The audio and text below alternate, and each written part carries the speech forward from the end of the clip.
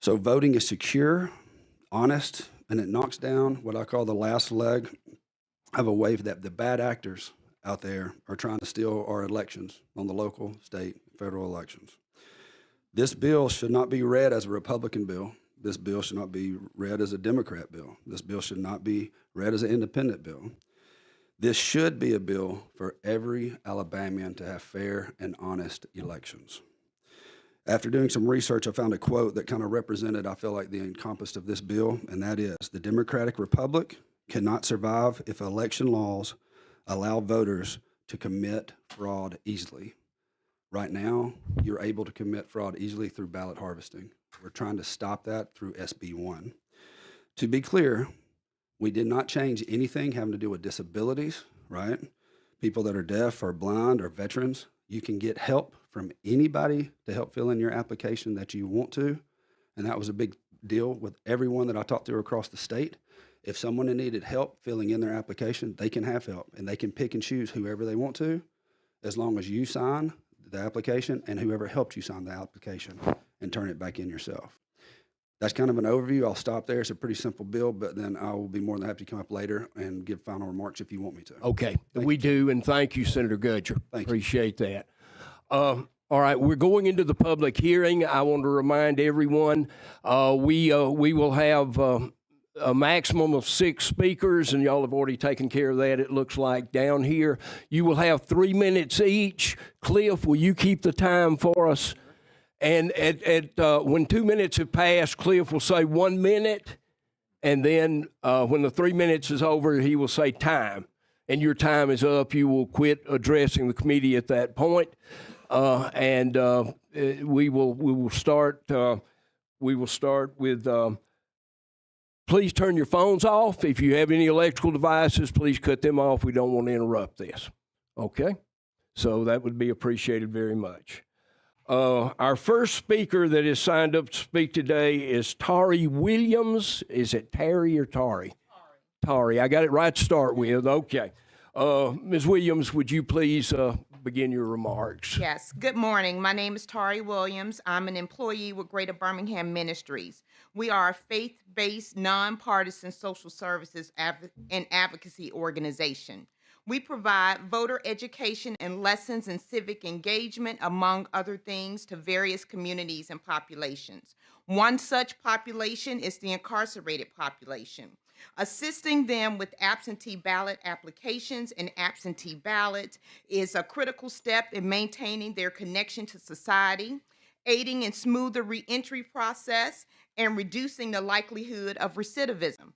Our role in facilitating their right is not just assistance, it's restoration of their dignity and a reaffirmation of their voice in our democracy. To criminalize the act of aiding these individuals, as SB 1 proposes, is to misunderstand the essence of democracy itself. The threat of felony charges for those committed to democratic engagement is not just disproportionate, it's fundamentally unjust. This bill does not address voter fraud, it silences the already muted voices of society's most vulnerable. Thank you for your opportunity to share my concern. Thank you very much. We will hold any committee comments or questions until after all the speakers have appeared. And so if you have a question, just remember, and we'll come from there. All right. Is it Armani Benson? Okay. Would you please come forward and present your comments on the bill? Greetings. My name is Armani Benson, and I'm a senior who attends Alabama State University. I currently hold positions as the president of Pi Sigma Alpha and a member of the NAACP. College and civic organizations help young adults become active within their community and politics. This is why the SB 1 bill cannot be passed. For obtaining an absentee ballot bill application for someone else, SB 1 would charge individual with a misdemeanor. Providing absentee ballot assistance for money will also constitute a felony, meaning staff members who facilitate absentee voting as a part of their job could be charged with a felony under SB 1. If SB 1 passed, it could penalize student organizations, faculty, and staff that facilitate voting and stifle civic participation on campuses. This bill will have a negative impact for college students, will result in a decline of young adults voting, overcrowding the prisons in Alabama, and also the records and lives of many young adults will be tarnished as if they're criminals. SB 1 will also dismantle the relationship between college students and our local representatives. All 14 of the universities, partners of the higher education and partnership, have civic and college organizations, meaning funding will be cut for those national organizations of those schools, and students are liable to be criminalized. Example, if a person is disabled, therefore he gives the college student gas money for absentee ballot assistance, he will be charged with a crime. There are more current issues now that will have a ripple effect if SB 1 is passed. Colleges in Alabama already face a shortage of professors, so how will we hire new professors if simply doing their job could result in becoming a felon? Also, the rate of Alabama state colleges will continually decrease. Finally, as a result of students and faculty being arrested for helping with absentee ballots, there's a possibility that alumni and corporate funding could decline from these college universities. How will you regain the trust of the student and faculties from your alma maters? Passing SB 1 will dismantle the trust and freedoms of our constitutional rights as voters, and also will cause more problems financially and legally, and cause a decline in college voter registration. So I ask that you consider all of these causes and effects that will happen if SB 1 is passed. Thank you for your time. Thank you. All right. Ashley Griffin. Okay, Ashley. Good morning and greeting, everybody. My name is Ashley Griffin. I'm a 21-year-old political science major from East Lansing, Michigan. I currently serve as the Chief Justice for the Student Government Association. I'm also the President of the National Association of Blacks in Criminal Justice and also the Vice President of Pi Sigma Alpha with Armani. I'm here to speak today on SB 1. This is the third consecutive year this bill has been brought up to the legislature, and SB 1 would charge people with a felony for simply receiving someone else's absentee ballot, whether you're a member of a civic organization, a church, or just to be a volunteer. And this would mainly affect senior citizens, college students, and people with disabilities, and also not only that, but voters in Alabama jails and prisons. My question to everybody here today is, say you have a disabled college student that lives on campus, how do you expect them to be able to go vote if they can't even pay their friend to take them to go vote or to fill out that absentee ballot? How also, not only that, but if you have a senior citizen who can no longer drive themselves, how do you expect them to get to their absentee ballot if they can't even, for example, go to their local church and register to vote that way without it being considered a felony? Do you think that is valid for someone to have a Class C felony just for helping out their senior citizen at their local church, or for someone to help their friend out who can't even assist themselves to go vote?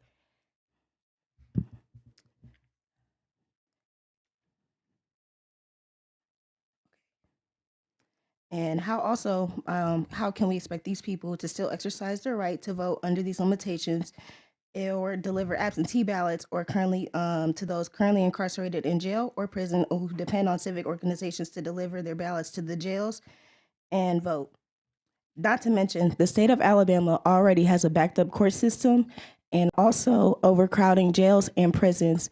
Why would we put people away for Why would we put people away for felonies when we already have limited resources that cannot be used and are that should not be used for people who are just simply trying to exercise their right to vote? I hope you guys think about all these things when it comes to SB 1, and thank you for your time. Thank you, Ashley. Mr. John Wall.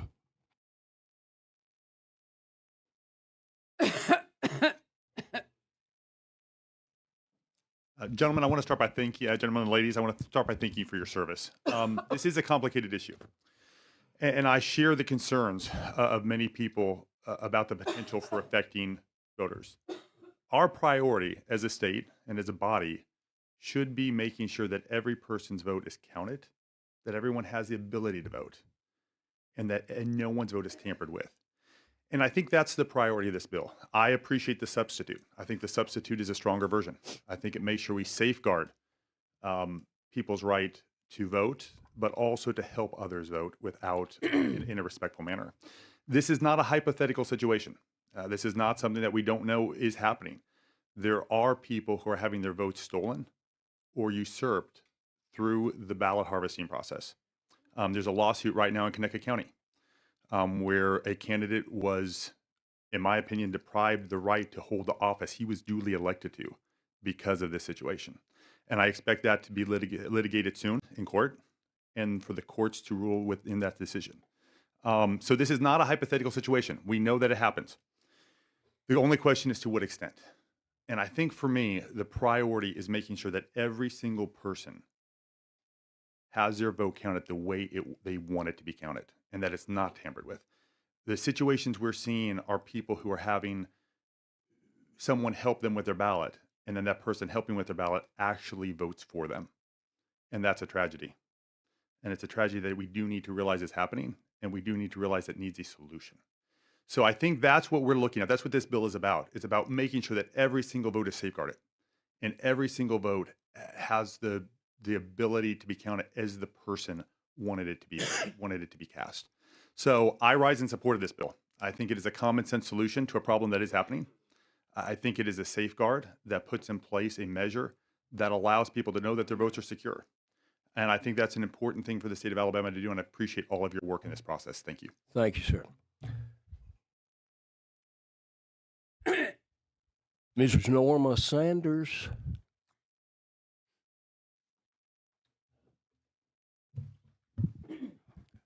Good morning. On behalf of the NAACP, I, Norma J. Sanders, would like to make the following statement.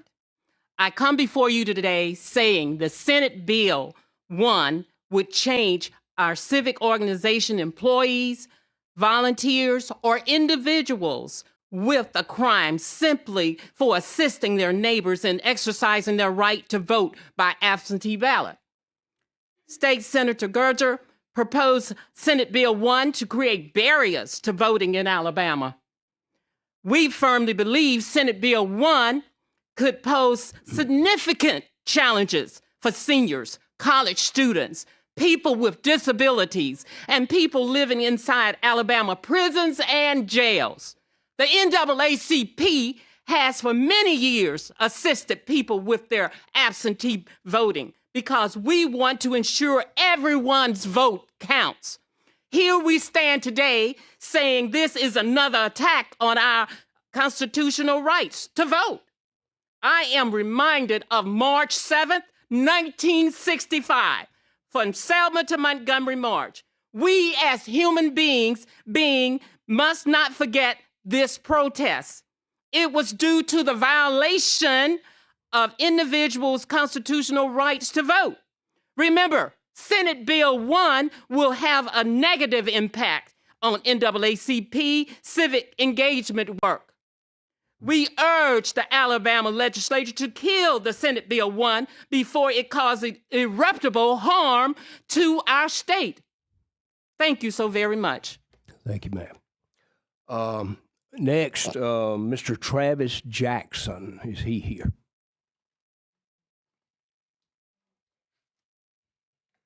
Thank you, Chairman and members of the committee. My name is Travis Jackson.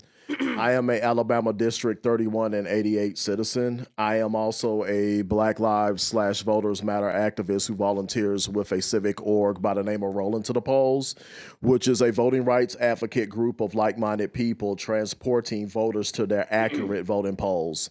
And I'm also an Iraq veteran, and I harshly stand against Senate Bill 1. Senate Bill 1 is the total opposite of aiding voters who want to exercise their freedom of speech or freedom to vote via absentee ballot. Last time I checked it, the year was 2024, not 1924. Racial barriers such as literacy tests, extensive legal documents, and the notorious "how many marbles are in a jar" quiz were put in place during the Reconstruction era to discourage African Americans from voting. This bill is just a modern day reflection. If you want to call it like it is, Senate Bill 1 is the fabric of the white supremacist cloth. Also, Senate Bill 1 criminalizes anyone receiving funds or delivering payments for absentee assistance.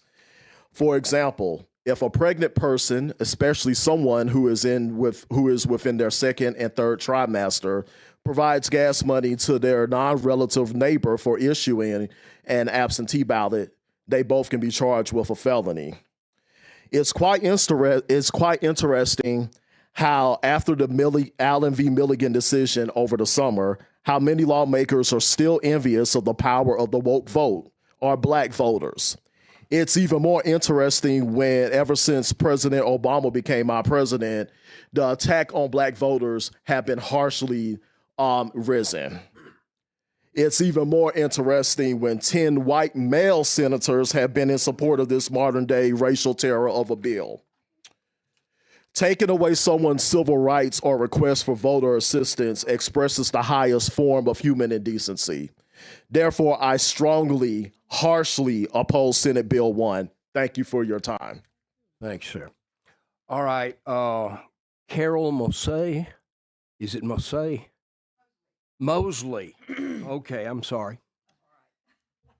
All right, Ms. Mosley.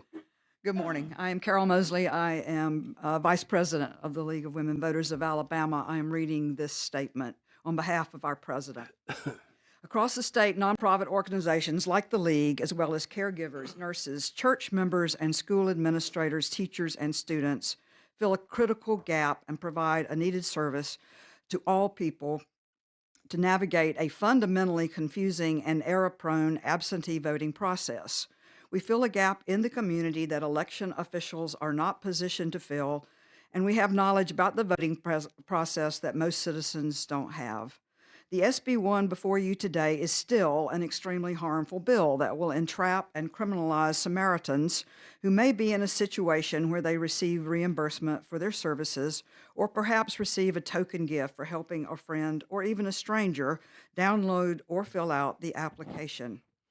If any money, even gas money, for transportation is offered or accepted, both persons would be guilty of a harsh felony. This new bill also has a new problem by requiring a registered voter to affirm that he or she is not barred from voting because of a disqualifying felony conviction, or if the applicant was convicted of a disqualifying felony, that the applicant's right to vote has been restored. The registrar is the election official charged with confirming voter eligibility when a person is registering to vote. The citizen voting in person is not asked this question. Adding it here is a violation of process and will intimidate and confuse voters. Finally, the 2022 primary election data that has been touted as the reason or proof that we need this bill. And if any of you have not looked at this, I strongly urge you to look at this. This is what is handed out when you ask for proof of why we need this bill. The proportion of absentee ballot voting is simplistic and meaningless. For a rural county, there are many reasons a person would vote absentee, including poor transportation, out-of-county jobs, aging, or sick population. SB 1 is a harmful bill for the people of Alabama and will only serve to suppress the voting rights of people who have a right to vote absentee. It will also allow innocent people to be criminalized for doing good. The League of Women Voters asks you to give this bill an unfavorable recommendation. Thank you. Thank you, Ms. Mosley. All right, at this point, I will ask the committee members if any of them have a question for the sponsor or any of those who have testified before the committee. Anything? I think Ms. Gavan was the first hand I saw. Thank you, Mr. Chairman, for the opportunity to speak. The first thing, if I'm allowed, is I just want to commend these students from Alabama State, Tari and Amani. It's a big deal when you come before all of us big people who sit in these chairs, and for you to come and so eloquently do that. I think that you've represented your family as well as your college or your institution in a very, very honorable manner. With that being said, I do have a question for Senator Gudger.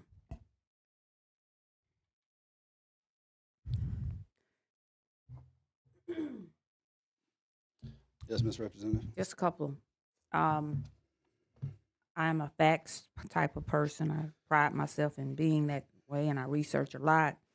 When you come before me and you begin to either cite, that wasn't you, so I can't ask you that. I think it was the representative from the Republican Party. But I would like to ask you this.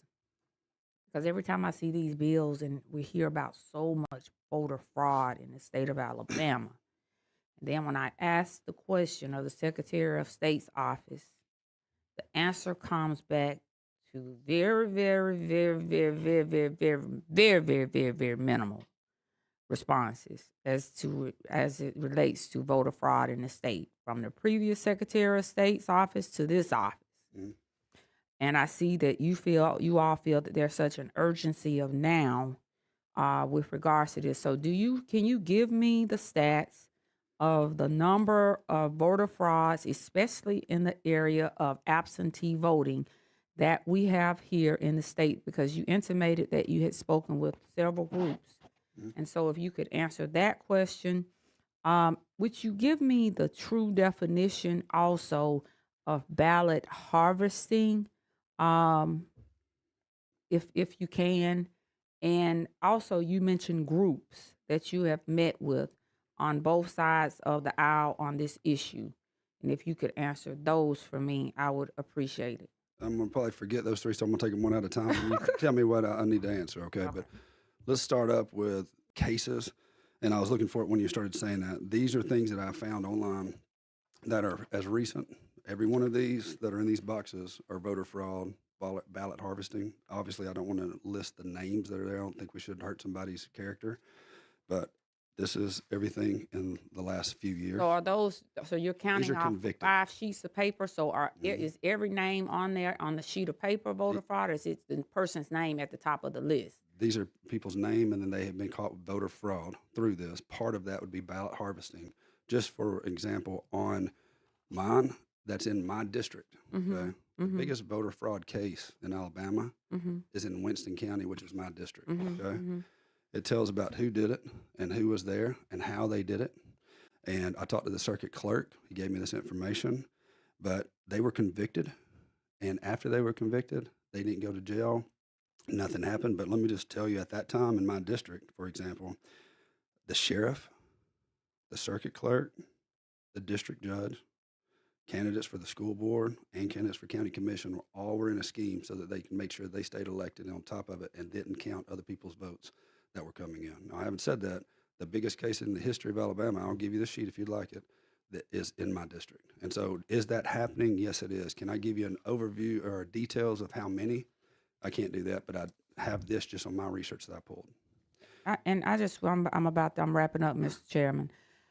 And so the question is that's identifies the case. So that's about 5 sheets of paper.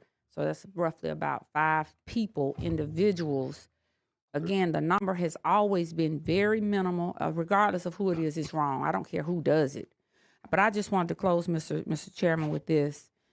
One of the speakers spoke about jelly beans and marbles in a jar. But I'm going to take it just a step further. Jelly beans in a jar, poll taxes, reciting the Constitution of the United States of America, the 1964 Civil Rights Act, the 1965 Voting Rights Act, the journey from the Edmund Pettus Bridge to the Capitol of the state of Alabama. And I simply say this is an opportunity to further infringe upon the power and strength of the Black vote at the end of the day.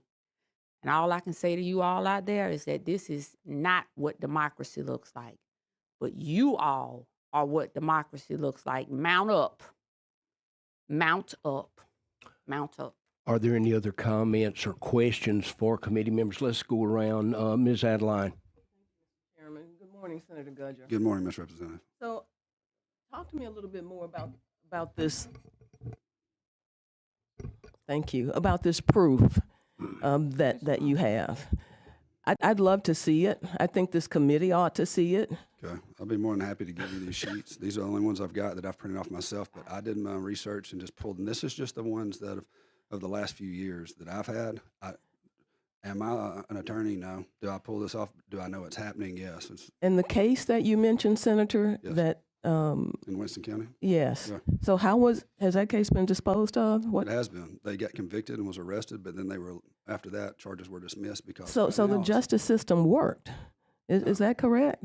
they were dismissed and they still kept their jobs and they still had places. So it wasn't because it's not illegal. Now there's loopholes you can get around it, and it's exactly what they did. They're arrested and then they found the loopholes to get out of it. So it's happening and nothing's being done. This particular bill and the definition, real quick, Representative Gavan, also you asked, and I think it's Go ahead. good for both of us to say, is if you're getting paid or receiving monetary value for your application, that would be ballot harvesting, as you're pulling the harvesting part, all of that together. But these as far as students aren't being paid. They're not being paid. They represent legitimate student campus organizations. Then they can do what they want to. That's fine. I'm not sure what their arguments were, because they said you can't help somebody fill that in. You can have help. If you look on the bill, line 50 to 55, it says anybody can help anybody fill in their application, as long as you sign that. If you can't read or write and you have to put a mark, that's fine too. Just put your mark. What line is that? It says anybody can help anybody. Line 50. Look in the bill, line 50 to 55, page 2. So you have anyone that you want can help you fill in your application. I'd like to go one step further at talking about restitution of rights also. We worked with the Democratic Party upstairs to make sure that if someone went through the process, got convicted on felonies, and then they went through the judicial process and paid their restitution, they don't have to list the felonies on their application, because they shouldn't do that anymore. They have restored their voting rights, and they don't have that. I think that's fair, and we added that amendment upstairs. If you went through the judicial system and restored your voting rights, you don't have to list any of those felonies. So, again, I'd like to see the data. I'd like to, if it is proper, Mr. Chairman, make a motion or ask that you as chair send this bill to a subcommittee to review this data, so that this committee would be convinced that All right. ballot harvesting exists. There's a motion to send the bill to a subcommittee, Mr. which has Chairman. a due second. I would, Chairman, I move to table yes. the motion. There's a move to table the motion. All those in favor of the tabling motion say aye. Chairman. Aye. All those opposed, nay. Nay. Hey, The ayes have it. The ayes carry. All right. Chairman. Was that your, Representative Clark, was that your ending I know, and I remark? sat through the Senate hearing and the reason, and you know that I have a bill that addresses the same issue. And That is correct. And so I was very interested in tracking this bill closely, so that I could see That's correct. how we might work together. We've done that before, Senator That's Gudger. correct. I think Senator Singleton pointed out that as lawmakers, we often are involved in this process. Are we third parties? Would we be guilty of ballot harvesting if we were to go out there and try to get? We do it. And let me use an example. In one of our more recent mayoral elections in Mobile, one of our candidates mailed about 1,500 absentee ballot applications to a targeted group. Is that ballot harvesting? Sending applications, if they're requested or is not, you can. No, they weren't requested. Okay. They weren't requested. You have a couple options. You can send applications and help somebody fill that in. You can take yourself 1,500 in your car and take it to 1,500 people if you wanted to. That wasn't requested. That's still legal. Okay. That's still legal. legal. You're able to do that. So that's legal, what you just said. Now, paying someone for their application and telling them how to fill that in, that's legal. That's illegal. And you can't do that part, right? So you've got a blank form that you give to them, and you can pass out as many as you want to. You can get assistance from anyone in this room or anyone in the world that you want to help fill that in, as long as if you need assistance, if they're disabled, then you sign your name as the applicant, and then the person that helps you fill that in, and you put both your names at the bottom and send that application in yourself. So I'm still, we're under, and to ask your question, we are under the same law as this right here. So where it is if you're getting paid or receiving money. The intent of this bill, right, and it says willing on here, willing, knowing intent, okay, is not to worry about grandfather giving the grandson $5 for gas money.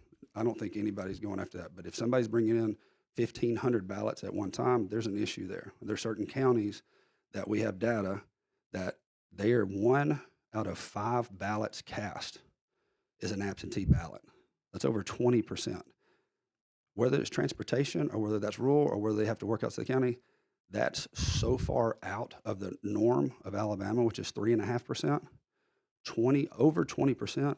That means something's going on in those particular counties, and we're just trying to stop that. And again, I'm under that same thing in my county. I'm having to deal with. And what might be going on is that state representatives and state senators are campaigning and out there beating the bushes trying to get votes. I think that is often where we see the increase is every 4 years when our names are on the ballot. There's a large increase, 3% to 20, over 20. And if you look at those numbers of absentee votes cast, I mean, any one of us might be suspicious because you're going to see where the number is largely Democrat or is largely Republican. And that typically reflects, the demographics of those various counties. Okay. I also think, Mr. Senator Gudger and Chairman and committee, that we really need to define the words gift, pre-filling, and third party in this bill. Okay. Did I get an amen out there? Yeah. Thank you. Does that conclude your remarks, Representative Clark? At the moment, thank you, Mr. Chairman. Okay. Representative Rafferty, okay. Representative Hassel. Thank you, Chair. I guess the question, the word that I have an issue with is intent, right? Okay. Because if you got a civic organization that they employed by this organization, they get paid, and their job is to help with the absentee ballot, would that person be prosecuted with a Class C felony? No. If it's just helping somebody, as far as assisting in filling out their application, they would not be. Okay, because if they're getting paid to do that over and over and over all day, yes, it would be under this technically. And I guess, I think Mr. John Wall made a comment about a particular case, because what I noticed, we get a lot of candidates, right, that run a race and they lose. The first thing they look at is the absentee ballot. And they automatically put in a lawsuit because they feel like if something was done in the absentee ballot process. Because sometimes we shouldn't do things about how we think, but what we know, right? Right. Because of the fact that if you don't know, these people don't know, but they just going by what they think. I think we're doing this legislation by what we think, but not what we know. It's not even enough evidence to do legislation because I'm so afraid, and we have done this throughout history. We can go back to the criminal justice bill back in the 90s when we did the 3-strike rule. Nobody didn't think about judges putting people in jail for 25 years off small charges. You see the intent. That's the intent. The intent was to help stop violence. And so what I'm afraid with this legislation, the intent will cause a lot of issues, especially with candidates, right? Because when they lose, because when I count votes in my election, I ran campaigns from my experiences, right? And they said, well, I voted absentee. And I know in my area, because I said the absentee ballot process worked. Because when I counted 100 absentee ballots and I don't see 25 got counted, I'm like, what happened? And that's the issue that I get. And I think the process worked. Now, even the scheme that you said that happened in Winston County, now I'm not saying it didn't happen. But when you get so many people to agree to be reelected and then they didn't get prosecuted, that's voter fraud. That's a problem that they should be in. They should not be in office. Mm-hmm. And we do have laws that they be held accountable for that. But what I'm afraid is, and I'm finished, is just the intent. The intent has always hurt certain people in this country. The intent. And that's what I'm afraid of with this legislation. Thank you. Are there any other questions or comments from the committee? All right, we got one more over here. Representative Rafferty. Yes, you got one too. Thank you for the recognition, Mr. Mr. Chair. Okay, so I wanted to kind of walk through page 4 here where you're breaking down these two different, this Class C felony and a Class B felony. Can you explain the difference between these two? Yes. Let's start at the top of the page on line 80, might as well say 85, just at the very top of the page, okay? Page 4.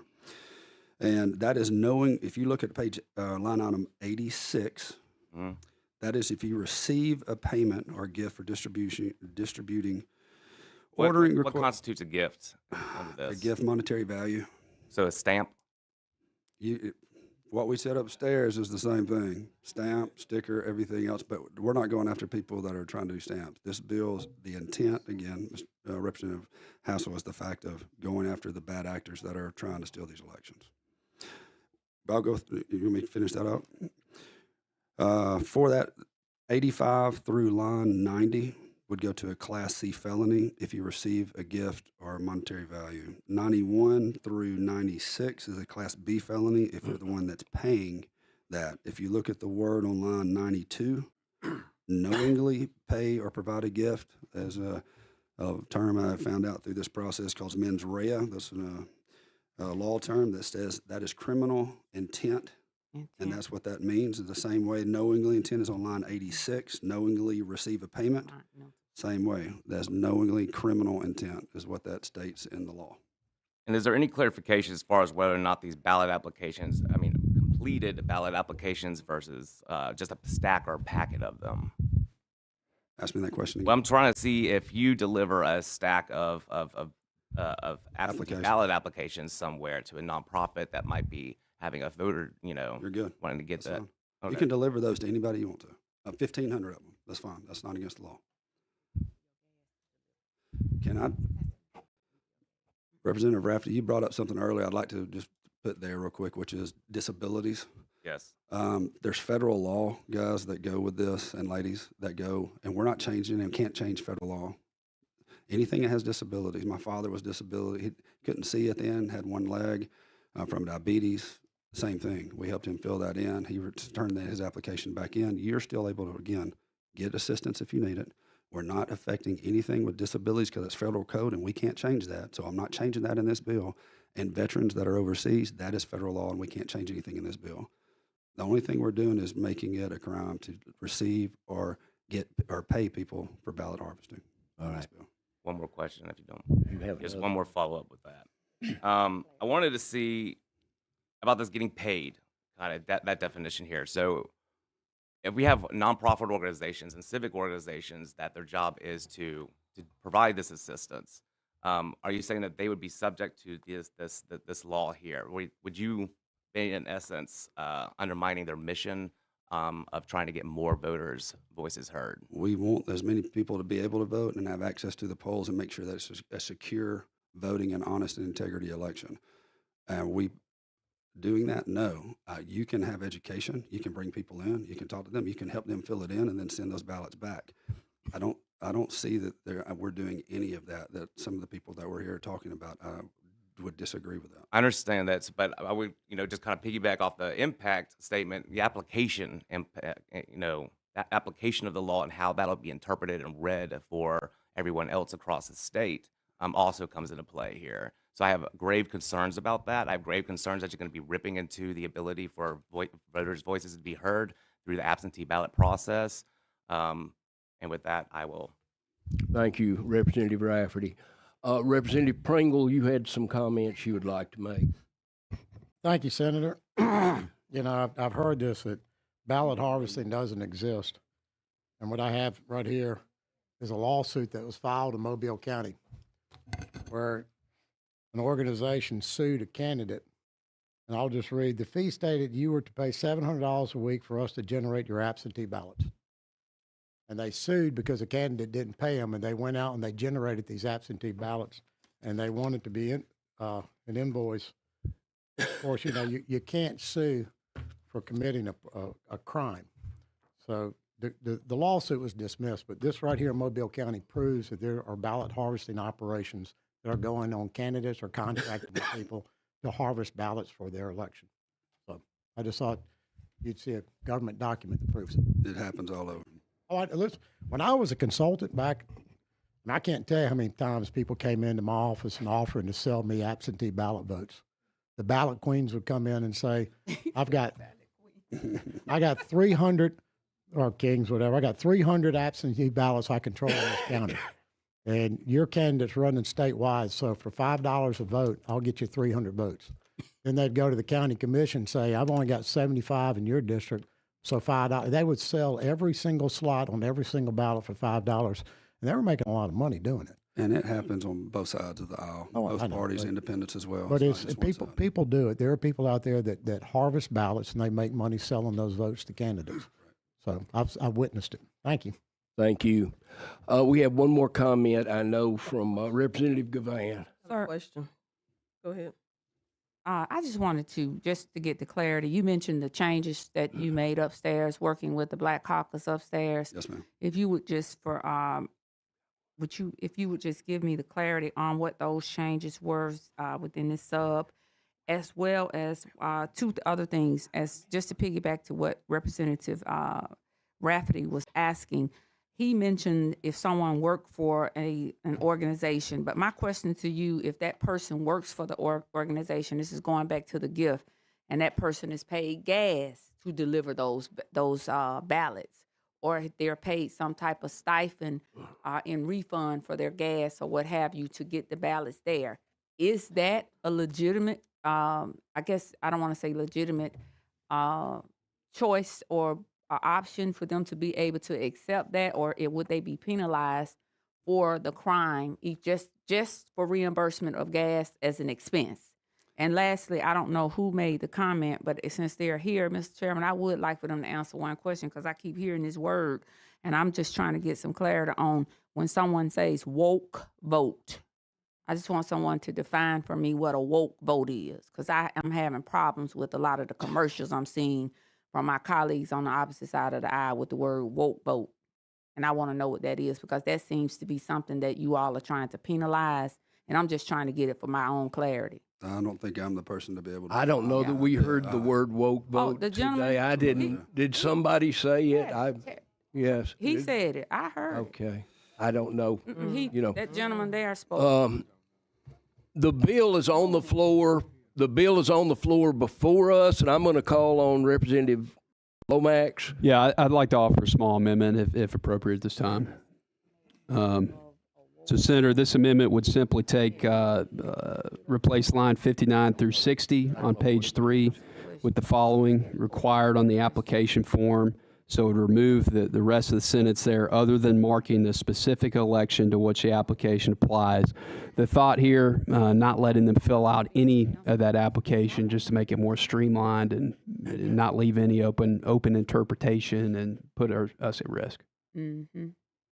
All right. I'm at the pleasure of the council. Is there a second to that motion that was made? Representative Butler seconds. Okay. Is there any discussion on the amendment? Okay. Sure. Yeah. So if you look at page 3, currently it outlines that it'll be unlawful for a person to distribute an absentee ballot application that's been pre-filed with the voter's name. And it gives an exception, though, other than marking the specific election to which the application applies. I think we're opening us up for legal issues there, potentially, interpretation issues. It should just be no marking whatsoever if that's the case.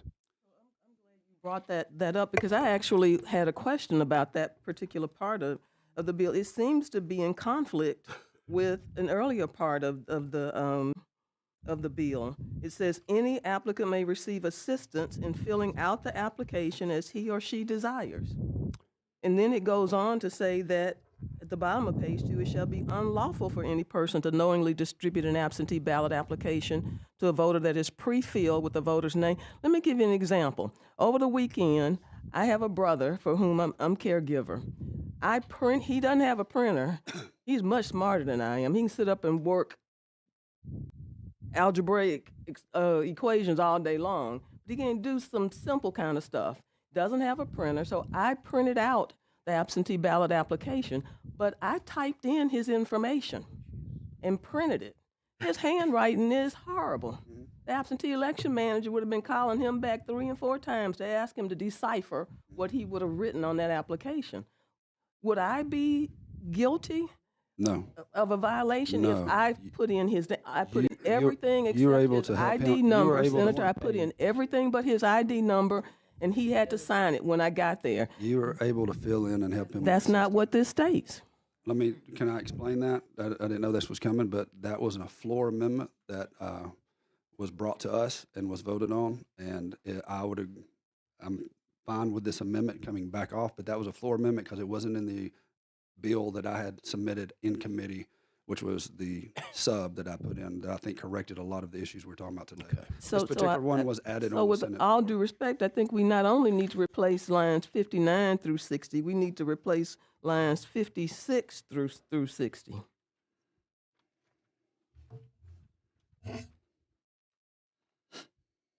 We have a motion on the floor. Is there any other comment? We're going to call for the vote on the motion.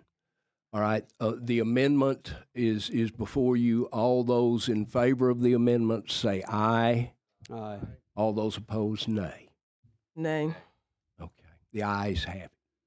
All right, so the amendment is added.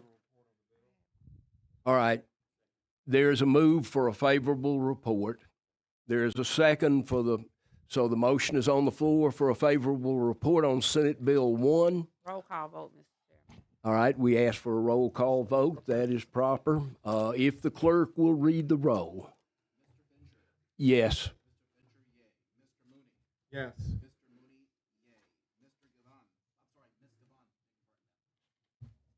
I know I look like that today. You look very masculine. I am. Y'all will be filing the bill on me in the morning. Go ahead and vote.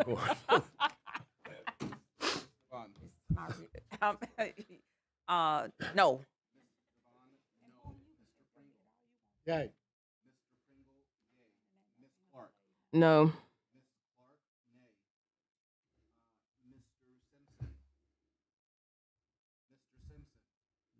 He is left.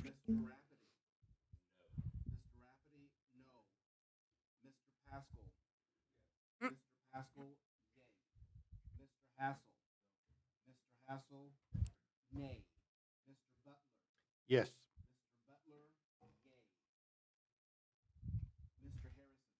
Yes. Yes.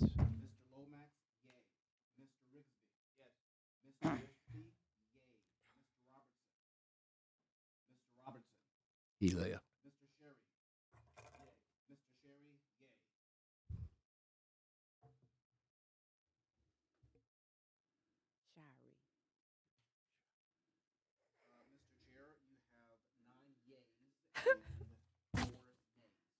The bill passes, and Senate Bill 1, as amended, is given a favorable report. Thank you.